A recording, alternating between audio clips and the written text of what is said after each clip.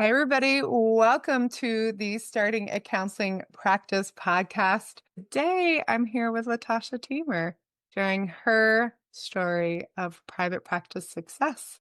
Hey there, it's Kelly from Zinni. Before we get started on today's episode, I want to invite you to one of our greatest trainings ever. It's how to build and grow a profitable solo or group practice sustainably. All you got to do is check it out at zinnime.com/podcast. All right, on to our episode. Latasha, you want to introduce yourself, share with the listeners where you're from and a little bit about your practice? Yes. Well, hello, everyone. As Miranda said, my name is Latasha Teamer. I have a group practice in San Antonio, Texas, where we do trauma and relationship recovery and also Christian counseling. Nice. And in 1 minute or less, why did you decide to open a group practice? So it was actually not a conscious decision. I had an intern that I was supervising at the time, and she was like, "You should start a practice. You should start a practice," and kind of came along with me.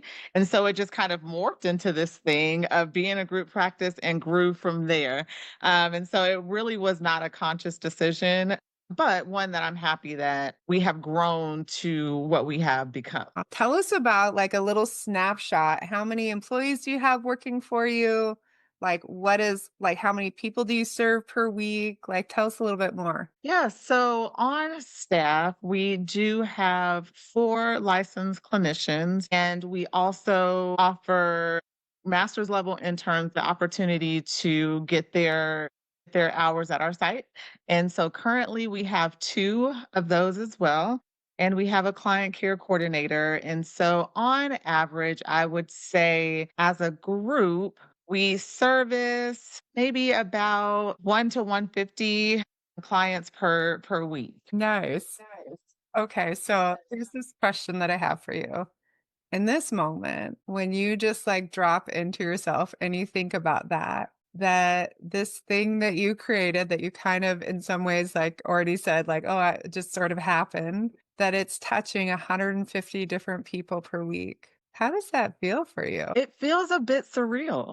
It definitely feels a bit surreal. I have one of those like just normal kid stories of I just want to help people, and to know that that has truly come into fruition is a really it's an amazing feeling. And to know that like our practice is, something that like people actually seek out, and knowing that we've created amazing partnerships with different places and organizations in our community, it really does feel good and like I'm walking in my purpose. Okay.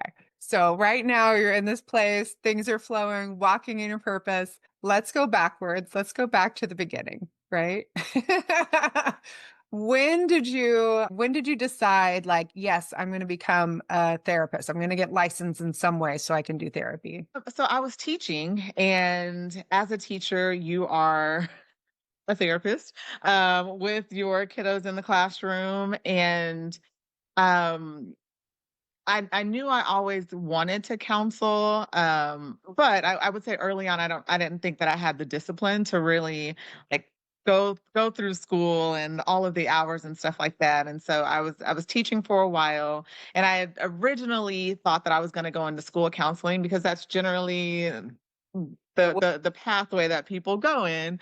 But then I realized that I really didn't like what school counselors did, and it really did not like suit what I actually wanted to do and the way that I wanted to help. And so going to get my LPC and LMFT was like just the next best course. And so I went from teaching, and continued to teach for a little while after I got my licenses, but then realized I love working with children. I just don't want to develop them anymore in reading, math, and science. I want to do so from where my heart feels like just the most full in serving. And so I ditched that and went to a nonprofit, and then shortly after opened my own private practice. Now, in most places, people talk about how teachers are really underpaid. That said, did you end up even taking a pay cut to go work for the nonprofit with a? Yes. Yes.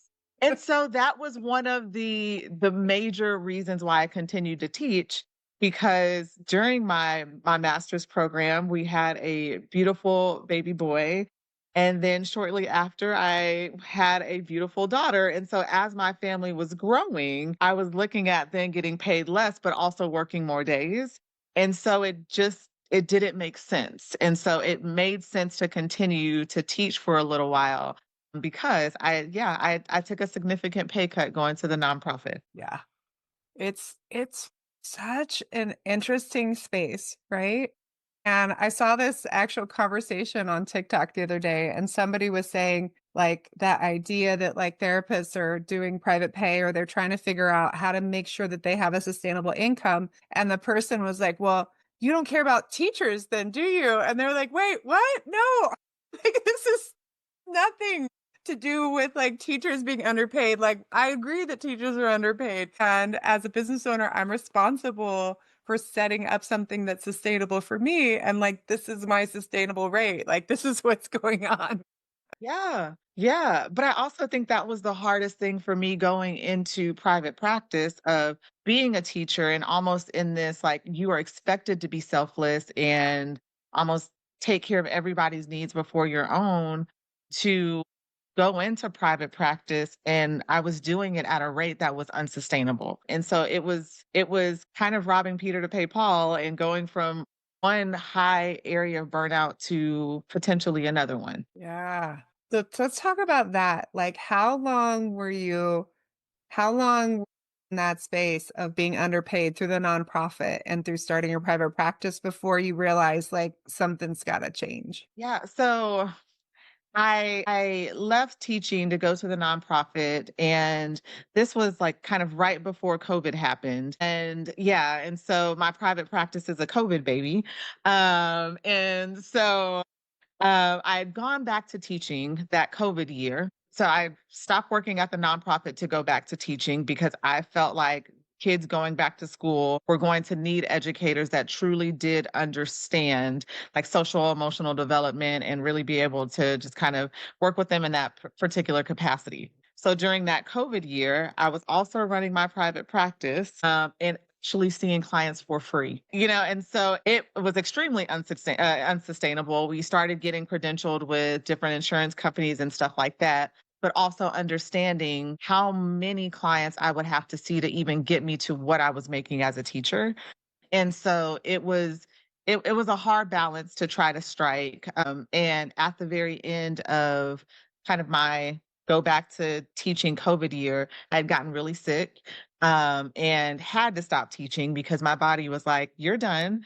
And at that time, the practice was making a little bit of money, so I was like, "Okay, that's fine." But I also knew my body could not sustain what I was doing and trying to create, and so it really did come a point where I was having to make some really hard decisions of, "Okay, what do I do here?" And I've always said, like, "I'm not a business owner, I'm a counselor. I'm a counselor, I'm a counselor, I'm a counselor.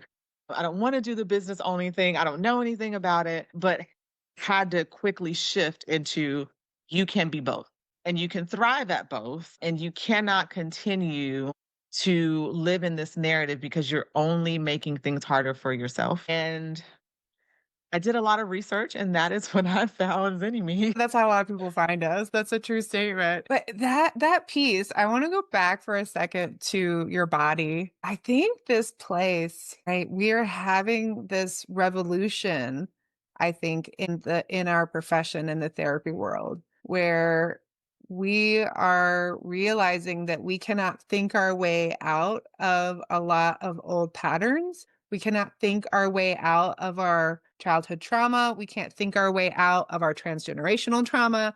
We can't think our way out of the systemic trauma that we're at. Like, it really has to come from this embodied place. And I don't know, I mean, myself included, I don't know how many therapists I've met who really their transition and their transformation into embodiment came from illness, came from autoimmune conditions, from Hashimoto's, from multiple sclerosis, or like all like, obviously those are two different things, but like there's so many different aspects of people's bodies giving them lessons and saying, I will not continue I know that you've made a story in your head about how this is sustainable, but my body says absolutely not. We're not doing it. And we have to like sit down and you push against it for enough. You go to the doctors, you do the supplements, you do the whatever the dynamic is, right? But at the end of the day, you go, oh, this just doesn't, I have to listen to my body. Yeah, yeah, and you're right, my body was like, "No more because you're not listening." And I was like, "I will make you listen." And my body was like, "I will make you stop." And it really did come down to my body made me stop. And how do you feel about that today that your body made you stop?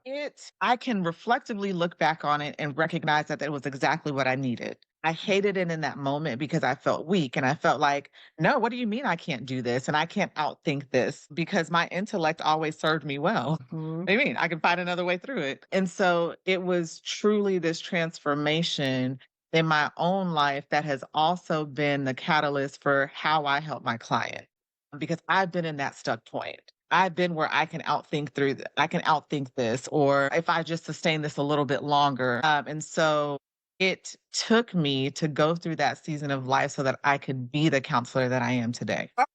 I love that. That just makes you like feel so tingly all over, right? Yeah. Okay, so Yeah. now let's get into the business part of it. The like you go through this transition of okay, what I've been doing isn't working. My body says this isn't working. I've got to create something sustainable. What if I could be a really great therapist, maybe even a better therapist and a business owner? It doesn't have to be one or the other. You find Zinni you find the business school for therapists. What was that transition like for you in terms of learning how to embody being a business owner and learning those skills? Like what were some of the most surprising things you learned and integrated as a group practice owner? I Part of what I learned that has been the biggest for me is trusting the process. Because again, I am one that relies on my intellect. And so I was like, I don't need this lesson. I don't need this lesson. Like I'm gonna skip over to this lesson and I don't need this. And I was like, "Oh, you do? Okay. All right. Trust the process, Tasha. Just trust it. Like, get out of your own way. Trust the process. Like, these people know what they're doing, and you came to them to trust them, so do that." And so part of it was truly understanding that if I just took the simple steps that I had honestly been avoiding, that all of that other stuff would honestly be this domino effect that really did kind of line up. And when I was trying to jump and run and outrun myself, I was just making more work for me. And it didn't matter how good I was as a counselor if that also didn't reflect in my business. Because as much as I wanted to bless people in my community, I also wanted to bless my counselors. And if Mhm. I'm not creating a sustainable plan for them, I'm actually not helping. Yeah.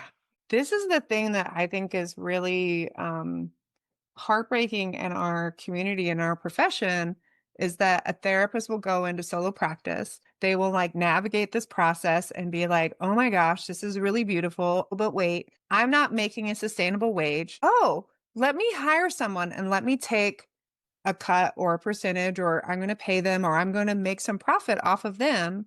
And somehow, and then that's going to add to my income. And then I'm going to have a sustainable wage. But then you look at the scenario and you go, wait, the scenario you had set up didn't give you a sustainable wage. So you just hired someone that you can't give a sustainable wage. You know you can't because your setup didn't give you a sustainable wage. So like you can't do that, right? Back to that like robbing Peter to pay Paul. Like what is happening? Then that therapist goes, "Oh, well this isn't working for me. I'm going to start my own solo practice." And they go, "Wait, I tried to replicate this. This doesn't work. Oh, I'm going to need to hire someone." And then we keep going down this path of here's our worst paid master's degrees as opposed to going, "Okay, wait. What is the math? How do I figure out something where like I'm paid well and where the people that are working for me are paid well, that they're paid a sustainable wage? What does that look like? How can we give back to the community? How can I make sure everybody's taken care of within the system that's really broken? Like, what do I do?" Yeah.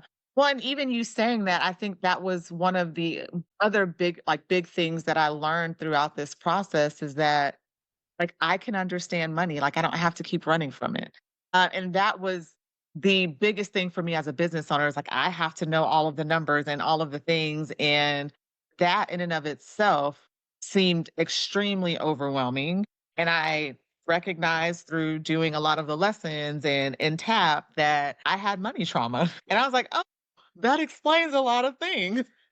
Nothing I would have ever gone to therapy for, but I learned it in this process. And it's not as scary as I thought it was. No, it's not. And had you gone and talked about your money trauma with your therapist, odds are that therapist has their own money trauma that they would have just reflected back to you, right? Like, Yes. Yes. And that's absolutely what has happened. Like, 'cause I had a great mentor kind of growing up as a counselor, but I also adopted like some of their processes, some of their belief systems that also weren't sustainable. yeah. One of my favorite ones that's, and I was just looking at some numbers this morning, but one of them is like, hey, we need to be accessible. We need to all take insurance. Like we need to take insurance. Like that is so important. This is about accessibility. And there's the part that's constantly forgotten about is that insurance, like are all insurances equal? No. Are all insurances nonprofits? No. Are some insurance plans making so much money, billions of dollars in profit every year, right?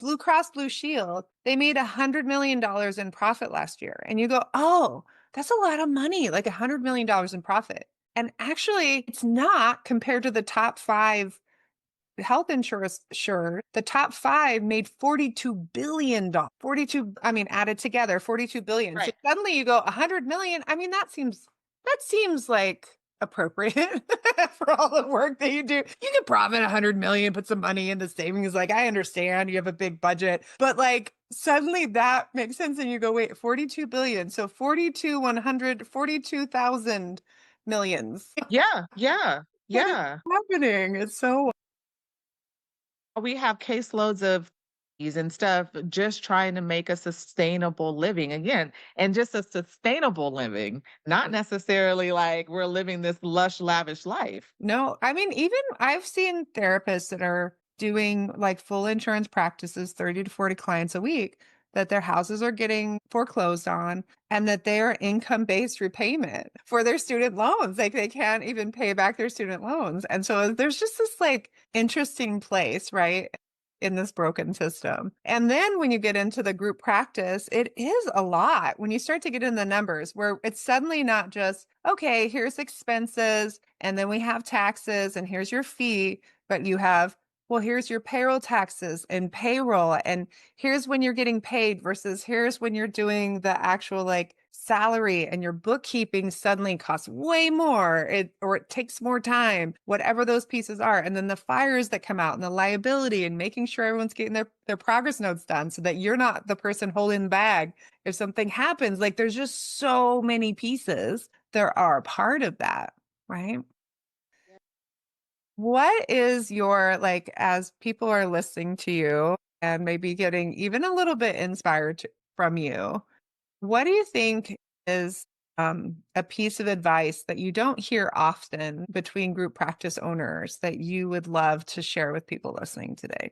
Good question. I would say what I wish I had known several years later is honor yourself first. Because when you are showing up for you, you can certainly show up for your clients, your clinicians, your admin, all of the people that represent your practice even better. Because I was serving from this place of deficit and making sure everyone's needs were met and mine wasn't. And I was feeling really resentful. I was feeling super heavy. I did not like what I was doing. And so I would honestly tell people what I wish people would tell me is you first. And not from this selfish place, but from this fulfilling place so that you truly do, you're serving people from this place of overflow and love, not from this deficit of trying to scrape by and all of these things. And so, yeah, it would be that. It's like really honor yourself, your vision first, and those people who are meant to be a part of your practice and to serve other people alongside of you. You will have that vision and you'll be able to get the right people to be able to serve in that mission with you. I love that. It is so incredibly true. The amount of group practice owners that I talk to where they're in this space of like, well, I hired this person, they really want to do this other thing. And then I hired this person, they want to do this. And I hired this person, they want to do this. And this person wants to do this. And like, I'm running around like a chicken with my head cut off, and I don't understand what is happening. And I can't seem to get like, I can't seem to find my footing. And it's Yeah. because, well, you're not on, it's shaky ground. There's no foundation. You're not coming from a place of, this is what my group practice is about. This is this group practice purpose. And if your purpose aligns with that, beautiful. If what you want to do aligns with that and it's in flow, fantastic. The doors will open, the river, the water will flow through. But if it's this constant reimagining and trying to create something for this other person, it's almost like if every person who walked into your house, you were like, oh, I'm going to redesign the bathroom. What do you want the bathroom? What color do you want? And then you just like painted your bathroom every week, depending on who was coming to visit. You would think like, that's so ridiculous. Like, that's not sustainable. But I think that's what a lot of people are doing with their practices. Yes, and that was absolutely me. That was absolutely me, and I lost myself in that process because I was trying to serve so many other people, and then none of us were happy because I'm asking you what you want, and then I don't have the capacity to fully see that through or market that or whatever because the next person needs something different, and so then I'm now in 10 different directions, only one person, still having to see clients and do all of these other things. Like I recognized that it was okay to even niche my business and what we were about. Not just my services, but this is what Hope does. And if you align with that, great. So at first it was like, ooh, more people want to come. Yes, we're growing, we're growing. But we weren't growing in a way that was actually fruitful and it wasn't healthy. And so I've been able to analyze the health of my business also. And that has been so freeing for me because I think just even in the last few months, I felt a lot more free, clear, and confident in the direction that we're going. What are some of the indicators you use now to determine how healthy your group practice is? Ooh, so actually utilizing a lot of the templates and stuff that you guys give, and using it correctly, and not just kind of doing like different tabs that I want to do. I feel like, okay, that's easy for me to do. And again, trying to like rush through this process, but really being able to sit and utilize that practice analysis sheet and actually really look at it because that also gives me good data to be able to discuss with my clinicians. There was a book that one of my clients actually recommended, and it's called Essentialism. And it talks about like just honestly like your best yes. And if it's not 100% yes, it's a no. And for me, for the longest time, 63% was good enough for a yes. And depending on how desperate I was, I'll take 37%. But really being able to like understand where I'm trying to be, where I'm trying to grow, what my actual vision is for my practice, and are the things that are happening inside of it, is it really aligning with that vision? Because if it's not, then it's okay to say no. Yeah. And other people and other things will be able to bless other businesses and stuff like that. And like recognizing that it is not God's mission for me to be everything to everybody. And letting go of that has been so free. There's a I don't remember who said it, but and I'm probably gonna butcher it, but it's this idea of like holding on to good things, to so many like things that are good enough that you can't like grab onto something great. Like your hands are already full, Yes. right? You see Mhm. that a lot, I think in the church culture, people Yes. in every which way and spending all the hours and then just burning themselves to the ground when that person could be really utilized over here. Like their passion is in this space, but like there's nothing left over because they're just doing everything. They're chopping the wood and they're carrying the water and they're they're cleaning and they're vacuuming when like really they could be doing a great website, or they could be like the way that they connect on a human level is just magic. Like there's just so many spaces in there. Yeah, and that's where I grew up. I grew up in this church culture where everything's so sacrificial. and you ask for nothing, but you do it all. It sets us up, and then you get into the helping and healing professions, and it is a replication of that. And Yeah. so this other new place, right, to like really get into an embodied and in some ways like a really like a soulful place, right? To like know at like a soul, like a heart level, like what is a yes and what is a no? Like what's your percentage today? Is it's like, oh, I gotta be 90%, I gotta be 100%, I gotta be 97% would be the lowest that I would go to say like that's a yes or me. Yeah, I will say I'm still working my way up.